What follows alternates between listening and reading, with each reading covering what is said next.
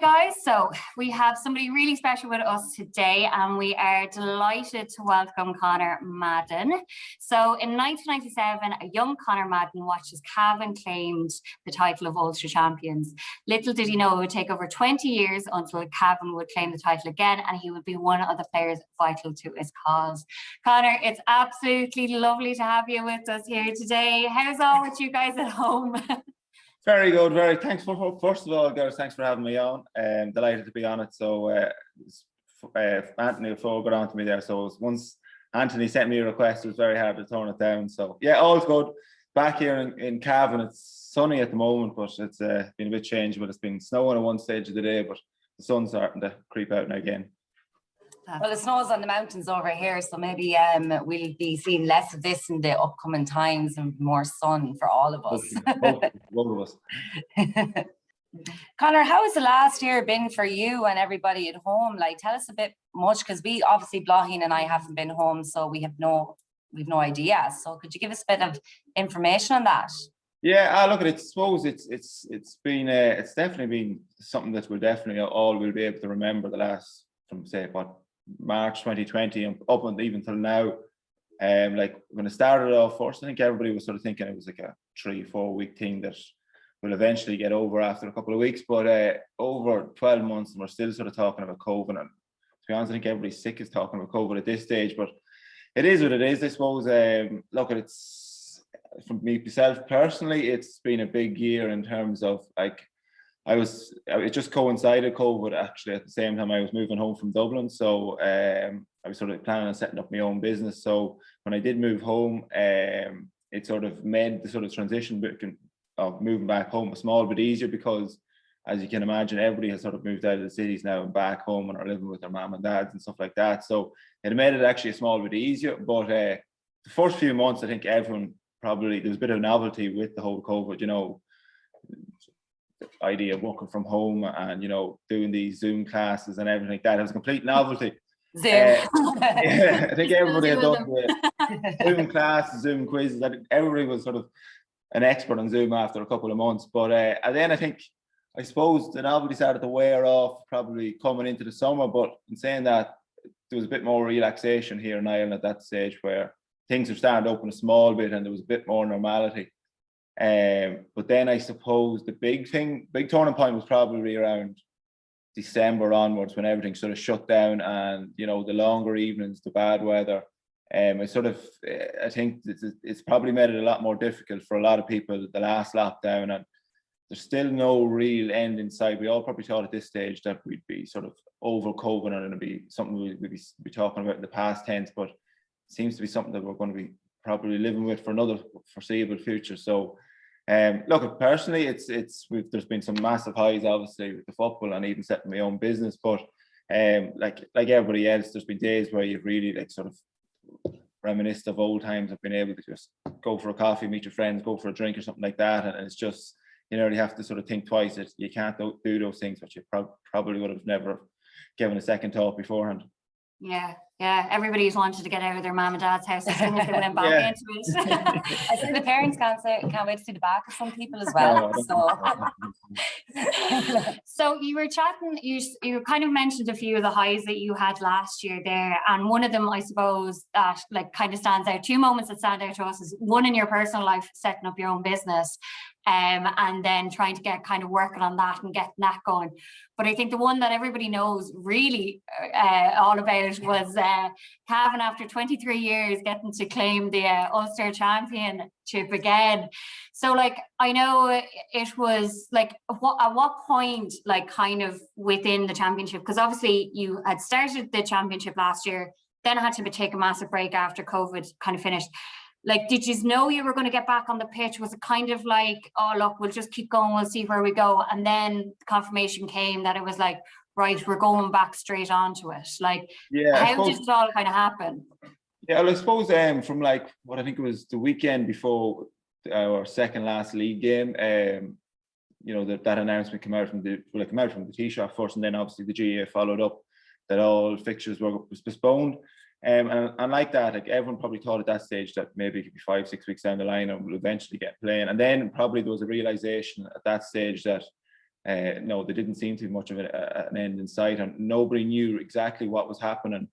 And even from sort of a fitness point of view, you know, everybody was probably had kept their sort of level of training up for the first few weeks, but then it was very hard to maintain that, especially, you know, when you're training on your own.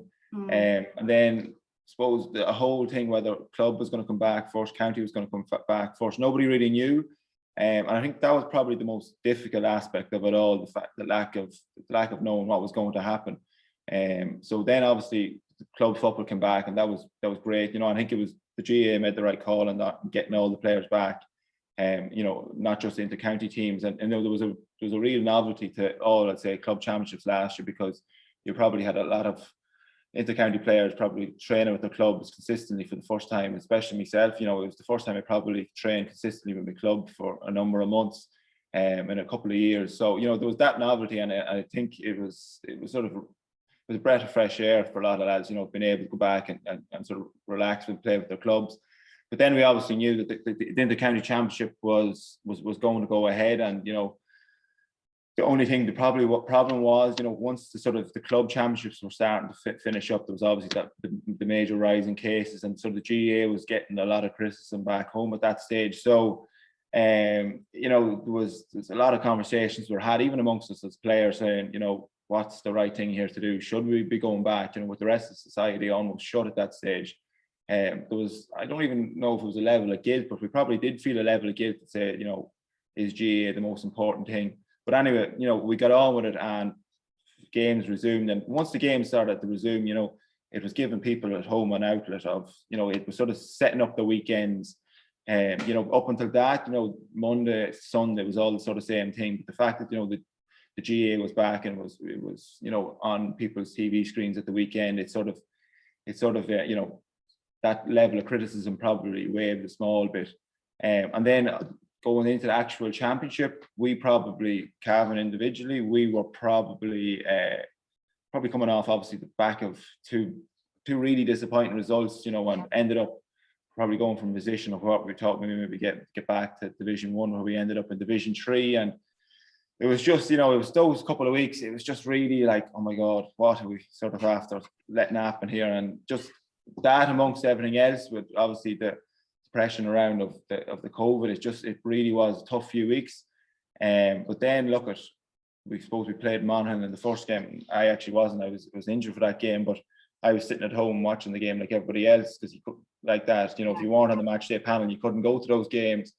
And look, in fairness to the lads, they really pulled it out of the fire that day. And I suppose from that weekend onwards, especially around here in Cavan, you know, the talk and the criticism that probably the whole county team and even the GAA had been receiving sort of subsided, and, you know, everybody started to really get behind the team, and it went from, you know, people giving out about the only thing that was to be concerned about for the whole week of a Cavan game was how Cavan were going to play, or how the game had previously went the week before. So the tables had turned quite quickly. And then, you know, obviously the way our championship went, it was helter-skelter to say the least, you know, the way our performances went. So, you know, it really gave the people of Cavan a major lift. And apart from obviously the result, and for our own sake of view, to win an Ulster medal, I think that was probably the biggest thing to be getting from it, was the actual lift it gave the people who were probably really struggling at that stage. Yeah, because I know it was definitely like one of the things that we talked about over here, because I suppose we would be the same, and even though we're 8 hours behind you, like one of the things we love to sit down now on a Sunday, even before we go Like if the GAA are listening, you have to give an option for 2 people to be able to watch the same match on the same account, especially if you're sharing it, because Netflix otherwise you're all around a little phone and you're all watching this little match and it's slow.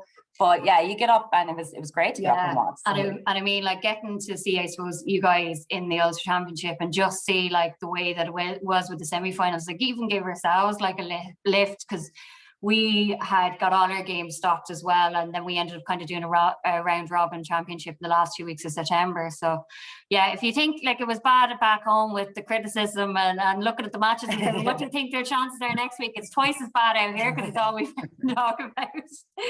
I suppose again, like you're setting up your own business and things like that. Like one of the things that we were kind of wondering was, is there a piece of advice that was ever given to you, like personally, or when you were playing sports, that you carry with you like every day? So like, again, like when you were not having those great matches, or like when you were doing the business and you hit COVID and you're like, and Brexit and everything else kind of coming around, is there some kind of mantra that you kind of say to yourself and you're like, no, it's like, it's going to be grand, I'm going to keep going? Or like, has anybody ever given you kind of a piece of advice that you just bring into your daily life? Yeah, like I don't even know if it's sort of someone has said something to me, but I'd be a firm believer in sort of the idea of what's for you won't miss you. And you know, to be certain, that's both in sport and in business. You know, if something sort of either pops up as an opportunity or something like that, or something goes against you, I wouldn't be, look, as much as you might dwell on it for the time being, you know, I'd always sort of take a step back and say, look, that has happened, and you can either dwell on that and sort of let it affect you, or the next thing, the most important thing in that is the bounce back or reaction. So, you know, especially sport and business are quite similar in that aspect, that, you know, you're always going to have your upsets, you're always going to have your high moments, your low moments. It's been able to sort of balance the both, that in even those moments of euphoria in sport or something like that, it's sort of, it's always really nice to make an acknowledgement that there is always days where, like, and we had a great year last year, but like that doesn't mean like there may be days this year or next year like that there obviously with that comes the ups and downs of it, and it's been able to sort of take those on board and you know, it's to take the learnings from those sort of type of things, and then, you know, and apply it in everyday type of life as well. So I think that'd be the major thing, is, you know, it's something that if you put in enough work and you want something enough, doesn't mean necessarily you're guaranteed it, but I think if you can sort of look yourself in the mirror and say, well, look what I gave it me all, and even if it didn't work out for you, so be it, and just sort of move on. And look, there's always the next project, there's always the next match, there's always something, you know. Not everybody has to sort of live in the moment of here and then and get completely obsessed with that. Yeah, absolutely. That's great advice. Yeah. I just wish I was living in Cavan now during all that big build up during the Ulster Championship, because it would have put so much smiles in so many people's faces during a shitty time. I know myself, being from Offaly, like, we don't have much achievements to rave on about in the last recent years, but I was delighted for you guys, you know. So it was even Tipperary, for example, it was just nice to see people in it for a change, and like, it's great. So credit to you guys and yourself especially. Yeah, no, it is. It's the classic, like, underdogs. Everybody wants to see the underdogs, you know, win at some stage. And, you know, it was sort of freakish that day that both ourselves and Tipperary had won it on such a important weekend in the GAA's history. So like it was definitely surreal to be a part of that weekend. And look, like you said, it was such a major lift to the people of Cavan at that time, because even at that time, Cavan had received a lot of criticism on the sort of, not even criticism, but, you know, in the media, we probably had one of the highest cases in number ourselves in Monaghan at that stage. And, you know, there wasn't a lot to be cheery of probably being from Cavan. And even ourselves, you know, we had been relegated to Division 3. So it was just, everything was sort of doom and gloom here for a period of 3 or 4 weeks. And next thing, you know, obviously we started to get a couple of results, and it was just crazy to sort of get that reaction. And, you know, we weren't, even though we probably weren't meeting people on a daily basis in the same way you would have in normal times, you know, you weren't oblivious to the fact that, you know, everybody was in such good humor, and it was, you know, people were, you know, those messages coming through to the team of what it had been meaning to people that probably hadn't have left their house in 6 months, but their whole life was sort of based around, you know, that 2 o'clock of a Sunday afternoon or something like that. Fantastic. I'm getting goosebumps. I know. I'm like, I've never witnessed. I'm part, like, Mum Offaly, Dad Dublin, I'm Kildare. So there's, unless now I fully go into Dublin, I'm not getting anywhere near a title anytime. I probably get it. But look, thanks a million, Conor. Like, we really, really appreciate it as well. So we just have one little fun piece now to do, just to finish off the interview. So we've got we call it a great game. Like, it's kudos for the name alone, but it's called Question Time. Yeah, very simple.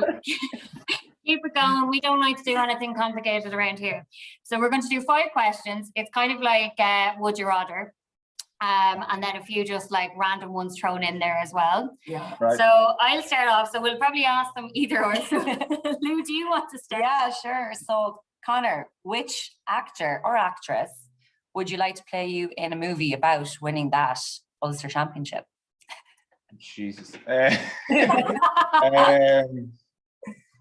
I probably just basing off who one of my favorite actors is. I really like Bradley Cooper. Now I'm not saying I look like Bradley Cooper. I just sort You kind of cut off there for a second, so I didn't really hear what you said. We just heard Cooper, and I was like, Colin. yeah, Bradley Cooper probably. I like any of the films, The Hangovers especially. So I think he'd I'd be love good. to see Bradley Cooper pulling a pair of GA shorts. I don't know if he'd be able to pull off the Cavan accent. That's the problem. Don't think so. Okay. A lot of the actors can't do that anyway. They can't do the Irish accent in general, never mind a Cavan. Yeah. Second question, Bebo or Facebook? Jesus, I'd love to see me Bebo from back in the day. I don't think you can, but if Bebo was to come back and it was the same way as it was, I'd probably say Bebo. I think Facebook is it's ran its course this time, but I think we'll stick on it anyway. So this one kind of tore us a little bit, but Father Ted or Love Hate? Oh, they're different type of genre. Yeah, I know. I'd probably say Love Hate. It was being aired on RTE there in the last few weeks again. It was Sunday night, so like I think I pretty much watched every episode of it again. So anytime it's on, it's always something that you'd watch. But look, Father Ted's a good show too. Yeah, that's true. true. So then, second last question is: name 3 Irish sports people you'd invite to a session. 3 Irish sports people. You don't have to include us now. Yeah, it's fine. You can leave answers. There's no crack anymore. There's a fella from Meath I played with football over in Chicago with Sean Tobin. I think any dinner party I'd ever throw, I'd invite him because he provides all types of different entertainment. So I bring him. Who else? I suppose I have to bring some female sports person just to keep the gender sort of happy. You see people listening? I'll send you one of you an invite, whichever one of you can get home quickest. And then I suppose look, you can't sort of look past Roy Keane. I think he'd have a good few stories. I didn't think Roy Keane. Him or Ronan O'Gara, one of those two. Yeah. You just want somebody to give out to you, somebody to have the crack, and someone to clean up after you. So exactly. So like, one of us be fun cleaning up. Probably Roy Keane. Okay, Connor. You're after playing your county championship. You're hungover. You're walking down Centra or wherever. You're looking at the deli. You see the lady looking back at you. She knows that you're coming down. She asks you the famous question: do you want a jambon or a sausage roll? What do you say? Roll. Definitely sausage roll. A couple of packs of red sauce with it, and a Lucozade as well from the drink section. I think that sounds amazing. Yeah, I actually met one of my mates just out the road there. He plays, so I won't name check him, but he was just coming out of the local Spar with a jumbo breakfast roll and a Lucozade. So once he seen that combo, I knew well what he was up to last night. The one thing I miss most over here is not being able to get a bottle of Lucozade. I paid a fortune for it. You just the ultimate hangover cure. Connor, look, thanks a million for chatting with us, and we really appreciate it. Look, the very best of luck to yourself and all the Cavan lads now coming up. Hopefully 2021 will be as good as 2020 was as well. And actually, what's the name of your business? Yeah. It's Cico Sports or CICO Sports. We'll have to give that a follow now on Instagram. And make sure we put up about it as well. And you know, if you change your mind, you want to emigrate, the ISSC are here in Vancouver, we'll take you on, take care of you. If I know of anybody heading that direction, I'll make sure to send them over. Exactly, you're our best recruiter now. Connor, it was so much talking to you. Talk to you soon, okay? Thanks, guys. Thanks very much.